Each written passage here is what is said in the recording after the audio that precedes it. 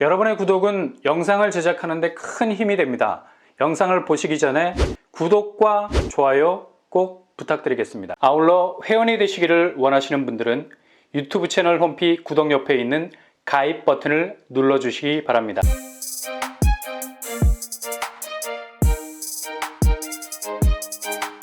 안녕하세요. 뻔뻔한 목도빠입니다. 2023년 들어서면서 집값 하락장은 그동안 누적된 하락세를 상당 부분 떠안고 있는 것들, 특히 외부에서 여러 응급조치를 취하지만 그냥 하락 코마 상태에 빠진 곳들은 초비상 상황이죠.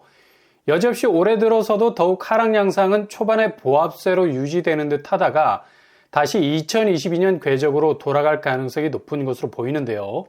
그만큼 지금의 하락장 시황에서 신박한 반등의 드라마틱한 요소들이 그리 시장에 감동을 주지 못하고 있는 상황이죠. 특히 전세가가 반토막이 나는 급격한 낙폭은 더욱 주변 매매가를 끌어내리고 있는 상황. 전세로 붙을 수 있는 수요는 여전히 전세 대출 이자벽이 높은 상황이고요. 시중은행이 1.2%가량 전세 대출 금리를 하향 조정하고 동시에 고정금리로 전환하는 비책을 쓰고 있지만 여전히 기존의 대출자에게는 이게 해당 사항이 없다는 거죠. 전세대출 금리인하는 반토막 나고 있는 전세가를 잡기 위해서 전세 수요를 바짝 유인하겠다는 방법이기도 하지만 실제 기존 전세대출자가 대출 조건을 새롭게 갱신을 해야만 변동된 금리 혜택을 받을 수 있는 거고요. 기존 대출자는 새로운 전세대출을 갱신할 때 DSR 적용까지 받아야 하는 상황이어서 전세대출 금리 혜택에 대한 체감도는 여전히 훅 떨어질 수밖에 없는 겁니다. 그리고 기존에 빡빡했던 전세 대출 이자 때문에 급박하게 전세에서 월세로 전환한 대기 수요층이 이런 반짝 금리 효과를 보고 바로 피봇해서 다시 전세로 되돌아가기에도 여전히 부동산 시황은 전세가 하락을 더 지켜보겠다는 대기 심리가 아주 강한 편이죠. 올해 입주 물량이 본물처럼 쏟아지기 때문에 굳이 무리해서 다시 월세에서 전세로 갈아탈 타이밍은 아직 멀었다는 판단이 지배적일 겁니다. 그러니 전세보증금으로 잔금을 해결해야 할 집주인들의 세입자 모시기 출혈 경쟁은 더욱더 전세가를 끌어내릴 것 같고요. 향후 매매가도 더욱더 넉아웃될 전세가 추락으로 다시 동반 하락하는 추세로 가게 될 가능성 높습니다.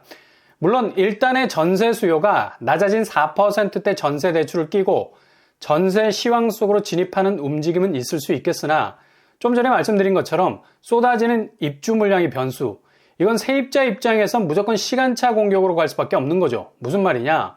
전세로 진입하는 시간을 번다는 겁니다. 더 낙폭이 커질 거라는 진입 지연 거래 심리가 작동을 한다는 거죠. 단 하루라도 늦춰서 전세 진입을 고려할 겁니다. 제일 애를 끌릴 사람은 바로 집주인일 수밖에 없고요. 잔금은 목숨과도 같아서 전세가를 그때부터 던지기 시작할 겁니다. 이걸 세입자들이 받으려고 하는 거죠. 야구장의 홈런볼인데 마다할 이유가 전혀 없는 겁니다. 실제로 이런 심리를 그대로 지표로 재현해주고 있는 곳, 특히 서울에서는 개포, 반포, 동작, 주로 강남, 준강남권에서 박살이 나고 있습니다.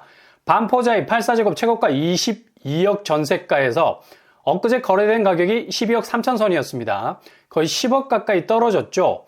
2021년에 계약한 집주인은 10억 뱉어내야 됩니다. 그리고 개포 쪽 DH 아나힐즈 84제곱이 18억 5천이 전세가 상한선이었는데요. 근데 최근 11억 5천에 거래가 돼서 7억 정도 낙폭을 키우게 됐고요. 여기도 위험하죠. 그리고 송파구는 헬리오시티 전세가가 84제곱 15억 8천 최고가에서 8억대까지 주저앉았습니다. 역전세도 걱정해야 할 판이죠.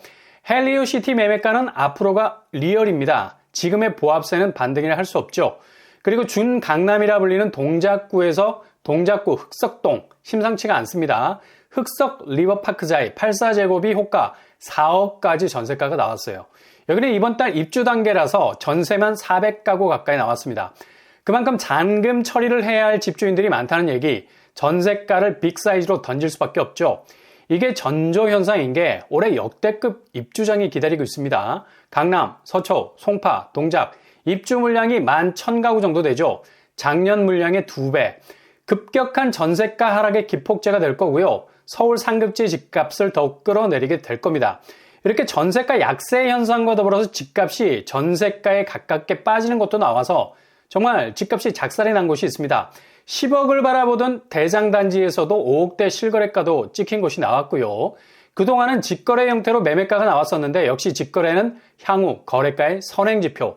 이게 아무 말 대잔치가 아니라는 얘기죠. 100억 신도시 대장단지라 불리는 한라비벌드 캠퍼스 2차. 잘 나갈 때는 8억의 상한가를 찍었었습니다. 근데 올해 들어서 4억대로 굳히기에 들어간 것으로 보이죠. 4억 8천에 거래가 됐고요. 전세가가 최고를 찍었을 때와 지금의 매매가가 별반 다를 바가 없죠. 그리고 실제로 전세가만큼 내려온 집값을 보인 곳도 있습니다. 바로 시흥 100억 신도시 이지더원 2차 에듀그린. 여기도 76제곱이 최고가 6억 5천 선이었는데 최근 3억 8천에 거래가 됐고요. 반토막에 가깝죠. 그리고 전세가는 3억 3천 수준, 거의 집값과 비슷한 수준입니다. 105시 한때는 10억대로 신고가를 기록한 적이 종종 있었습니다. 그 중심에 있었던 곳이 바로 호반 서밋. 84제곱 최고가가 10억, 그야말로 쾌속의 상한가. 그러나 최근에 5억 5천 선에 거래가 돼서 이전 6억 8천 직거래를 무색하게 만들고 있죠. 여기도 적나라한 반토막. 이렇게 시흥 100곳은 그동안의 상승분을 모조리 반납하고 있는 상황이죠. 가장 결정적인 이유는 2017년부터 2020년까지 대략 10,000 가구 이상이 자리를 잡았는데요. 집값 상승으로 엄청난 골드러시를 이룬 곳이었습니다. 그러나 갑자기 부동산 한파가 찾아오니 아파트 값이 얼어붙기 시작한 거고요. 아파트 시세 수위가 발목까지 빠질 때까지 기다리셔도 좋을 곳입니다. 만약 분양가 이하에 나오게 되면 실거주자의 위기가 실수요자에게는 고스란히 기회로 돌아올 수 있겠고요. 10년 만에 이렇게 집값이 극적으로 빠진 때가 별로 없었기 때문에 계속되는 하락장에 대해서 일단 인내를 가지고 지켜보셔야 되겠습니다. 100곳은 2023년도 부동산 하락세와 더불어서 너무나 수위가 높아졌던 공급 물량으로도 아슬아슬 그 하락폭은 더 커질 것으로 전망이 되고요. 그야말로 전세가에 준하는 집값 수준도 종종 출현하게 될 겁니다. 그러니 이번 하락장 10년 만에 돌아온 사이클에서 제일 저점을 찍을 수 있는 포인트는 동시에 새로운 기회가 될 수 있는 골든타임이 될 수 있겠죠. 실수요자라면 두 템포 더 느린 마음 그리고 한 템포 더 빠른 움직임으로 가셔야 되겠습니다. 지금 반등의 기미가 보이는 듯 하지만 이게 그냥 아지랑이 수준, 아지랑이가 핀다고 봄은 오지 않죠. 조금 더 신중하게 지켜보시면서 기회를 잡으셔야 되겠습니다.